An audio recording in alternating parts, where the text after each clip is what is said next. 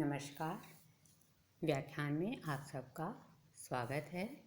इस व्याख्यान में हम ऋग्वेद के पुरुष सूक्त के 5वें मंत्र से पढ़ना प्रारंभ करेंगे। पढ़ते हैं 5वां मंत्र। ओम तस्मात् विरालजायत विराजो अधिपुरुषः स जातो अत्यरिच्यते पश्चात् भूमिमथो पुरः। तस्मात् विराट अजायत विराजय अति पुरुष स जात अति अरिच्यत पश्चात भूमि अथ पुर।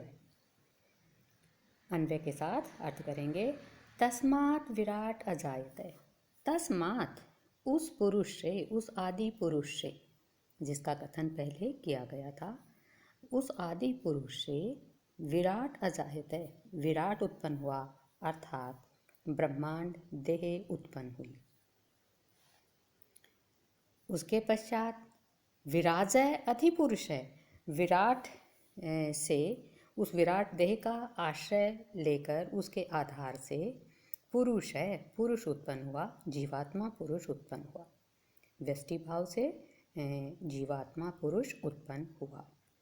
स जातः अत्यरिच्यते, वह जीवात्मा पुरुष जातः उत्पन्न होते ही अत्यरिच्यते आगे बढ़ गया, अर्थात पशु पक्षी मनुष्य आदि के रूप में चेतनता को प्राप्त करके और आगे विस्तारित हुआ। पश्चात भूमि अथो पुरः, उस जीवात्मा पुरुष ने फिर भूमि और शरीरों को बनाया। भूमि द्वितीया का एक वचन, भूमि को, और पुर का अर्थ यहाँ पर शरीर, शरीरों को बनाया। सायण भाष्य में इस मंत्र के शब्दों के जो विशिष्ट अर्थ किए गए हैं वो देखते हैं। सायण भाष्य में ये समझाया गया है कि इस मंत्र में, जो चतुर्थ मंत्र में ये कहा गया था विश्वं व्यक्रामत्, कि वह सब और व्याप्त हो गया, तो किस रूप में वह व्याप्त हुआ, विस्तारित हुआ विविध रूपों में, उसको ही समझाया गया है कि पुरुष के क्या क्या रूप हुए। तो बताया है कि सबसे पहले जो तस्मात् आया है, यह तस्मात् जो शब्द है ये उस चतुर्थ अंश एक पाद पुरुष के लिए आया है, जो नाम आदि से रहित था, उस चतुर्थ अंश या एक पाद वाले पुरुष के लिए यह पद आया है कि उस पुरुष से, उस आदि पुरुष से विराट उत्पन्न हुआ। तो विराट को बताया है कि ब्रह्मांड देह उत्पन्न हुआ, और यह भी समझाया है कि ब्रह्मांड देह को विराट क्यों कहा गया, क्योंकि इस देह में विविध वस्तुएं विराजित होती हैं। विविधानि राजन्ते वस्तूनि अत्रिति विराट। सायण भाष्य में पुरुष के लिए समझाया गया है कि उस देह पर अभिमान करने वाला कोई पुरुष उत्पन्न हुआ, जो सर्व वेदांत वेद्य परमात्मा है, वह ही अपनी माया शक्ति के द्वारा ब्रह्मांड रूप विराट देह का सृजन कर उसमें जीवात्मा रूप से प्रविष्ट हुआ, अर्थात ब्रह्मांड अभिमानी देवता स्वरूप जीवात्मा के रूप में उत्पन्न हुआ। अत्यरिचित को समझाया कि वह अतिरिक्त हो गया, अर्थात विराट रूप से भिन्न देव, तिर्यक, मनुष्य आदि रूप वाला हो गया, और फिर उसी ने देवादि भावों का सृजन कर और भूमि को और जीवों के शरीर को सृजित किया। सायण भाष्य में समझाया गया है कि शरीर को पुर इसलिए कहा गया है कि यह 7 धातुओं से पूरित है, परिपूरित है। 7 धातुएं, रक्त, रस, मांस, मज्जा आदि जो 7 धातुएं हैं जिनका कथन आयुर्वेद में किया गया है, उनसे यह शरीर परिपूरित है, इसलिए शरीर को पुर कहा जाता है। इस तरह से हमने देखा कि जो आदि पुरुष है वह ही समष्टि और व्यष्टि रूप में विस्तारित हुआ। अगला मंत्र। यत् पुरुषेण हविषा देवा यज्ञम् अतन्वत वसंतो अस्यासीदाज्यं ग्रीष्मे इद्मे शरद्धविः। यत् पुरुषेण हविषा देवा यज्ञम् अतन्वत वसंते अस्य आसीत् आज्यं ग्रीष्मे इद्म शरद हवि। संधि विच्छेद होगा यहाँ, शरद धन हवि। अर्थ किया जा रहा है अन्वय के अनुसार। यत् देवः पुरुषेण हविषा यज्ञम अतन्वत। यत् से तात्पर्य यदा से है। जब देवताओं ने पुरुषेण, ये जो पुरुष उत्पन्न हुआ जीवात्मा के रूप में, उस पुरुष की हविषा हवि से यज्ञम अतन्वत, इस यज्ञ को विस्तारित किया, यज्ञ का अनुष्ठान किया। वसंत अस्य आज्यम, तो वसंत ऋतु इस यज्ञ का आज्य बनी। आज्य अर्थात घी, आसित मानी थी। ग्रीष्म इद्म, ग्रीष्म ऋतु इद्म अर्थात ईंधन थी या समिधा थी। शरद हवि, और शरद ऋतु पुरोडाश आदि हवि थी। इसमें बताया गया है कि जीवात्मा जो पुरुष था उसी का समष्टि रूप में उसी की हवि मानस रूप में संकल्पित करके देवताओं ने इस सृष्टि यज्ञ को आगे विस्तारित किया। अब यहाँ प्रश्न हो सकता है कि जब पदार्थ तो बने ही नहीं थे, तो यज्ञ में जो हवि वगैरह दी जाती है, जो समिधाएं होती हैं, वो कहाँ से प्राप्त हुई, किस रूप में उनका प्रयोग हुआ। तो समझाया गया है कि जो ऋतुएं थी उन्होंने ही इन पदार्थों की पूर्ति की। जैसे वसंत ऋतु ने घी का रूप धारण किया, और ईंधन का कार्य ग्रीष्म ऋतु ने किया, समिधाओं का कार्य तथा हवि का कार्य शरद ऋतु ने किया। सायन भाष्य में मंत्र के शब्दों के जो अर्थ समझाए गए हैं वे देखते हैं। पुरुषेण हविषा को समझाया गया है कि पूर्वोक्त क्रम से जब शरीर उत्पन्न हो गए, तो शरीरों के उत्पन्न होने पर उत्तर जो सृष्टि है उसकी सिद्धि के लिए जो बाह्य द्रव्य थे उनके उत्पन्न नहीं होने के कारण अन्य हवि तो उपलब्ध नहीं थी। तो अन्य हवि उपलब्ध नहीं होने से मन से पुरुष के स्वरूप को हवि के रूप में संकल्पित कर उस पुरुष नामक हवि से ही देवों ने मानस यज्ञ का अनुष्ठान किया। षष्ठी का विस्तार किस रूप में हुआ? मानस यज्ञ के रूप में। यहाँ पर वसंत अस्य आज्यम को स्पष्ट रूप से समझाया कि उस ऋतु को ही, वसंत ऋतु को ही आज्य घी के रूप में संकल्पित किया। इसी तरह आगे समझाया कि ग्रीष्म ऋतु को समिधा के रूप में संकल्पित किया देवों ने, और शरद ऋतु को पुरोडाश आदि जो हवि है उसके रूप में संकल्पित किया। अंत में यह स्पष्ट किया गया है भाष्य में कि पुरुष हवि को सामान्य हवि के रूप में तथा ये जो वसंत आदि की हवियाँ थी आज्य आदि के रूप में, ये विशेष हवि के रूप में संकल्पित की गई। तो इस तरह से दो तरह की हवियों से यह षष्ठी यज्ञ संपन्न किया। यहाँ पर उवट ने जो वसंत, ग्रीष्म और शरद ऋतु हैं, इनका अर्थ क्रमशः प्रकृति के सत्व, रज और तम नामक 3 गुण, यह अर्थ किया है। इनसे तात्पर्य है प्रकृति के 3 गुण, सत्वगुण, रजोगुण और तमोगुण। तो इस तरह से हमने देखा कि यहाँ ये बताया गया है कि पुरुष एवं प्रकृति के त्याग से यह मानस यज्ञ संपन्न हुआ। और किसके द्वारा किया गया? देवताओं के द्वारा इसको संपन्न किया गया। अगला मंत्र, तम यज्ञम पर्षिषि प्रोक्षण पुरुषम जातम अग्रतय तेन देवा अयजंत साध्या ऋषयश्चये। देवों ने इस यज्ञ को किस प्रकार संपन्न किया, इसी का वर्णन आगे वाले मंत्र में किया जा रहा है। तम यज्ञम बर्हिषि प्रऔक्षण पुरुषम जातम अग्रतय तेन देवा अयजंत साध्या ऋषय च ये।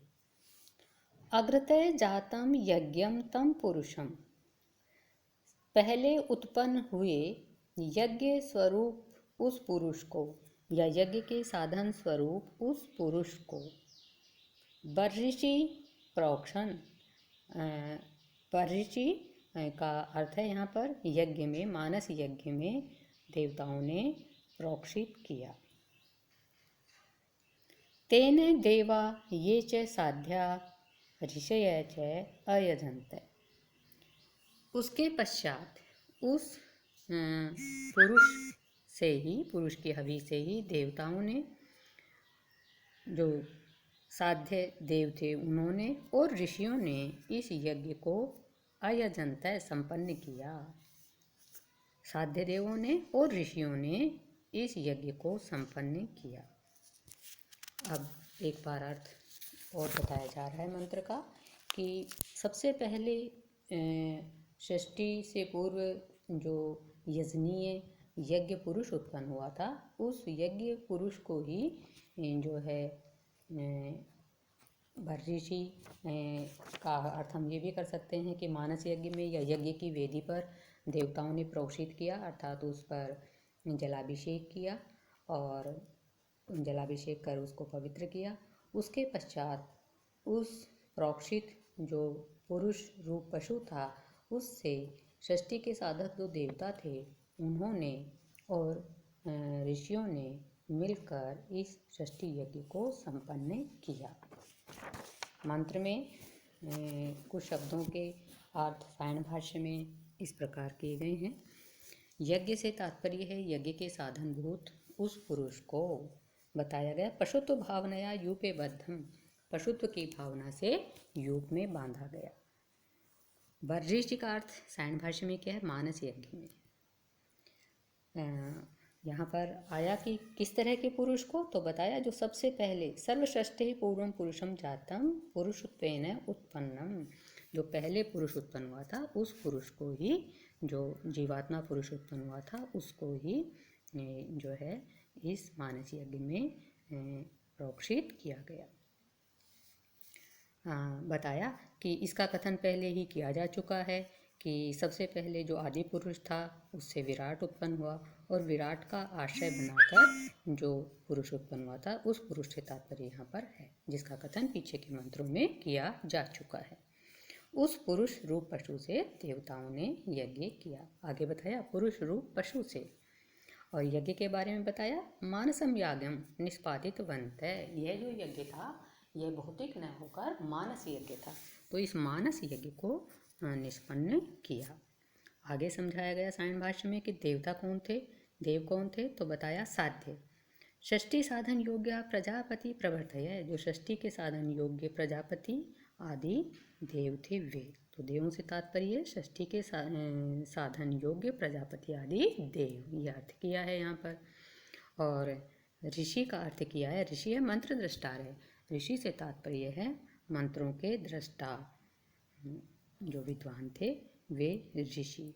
इन सभी ने ही ते सर्वे अयजन्त, मिलकर यह षष्ठी यज्ञ किया, मानस यज्ञ किया।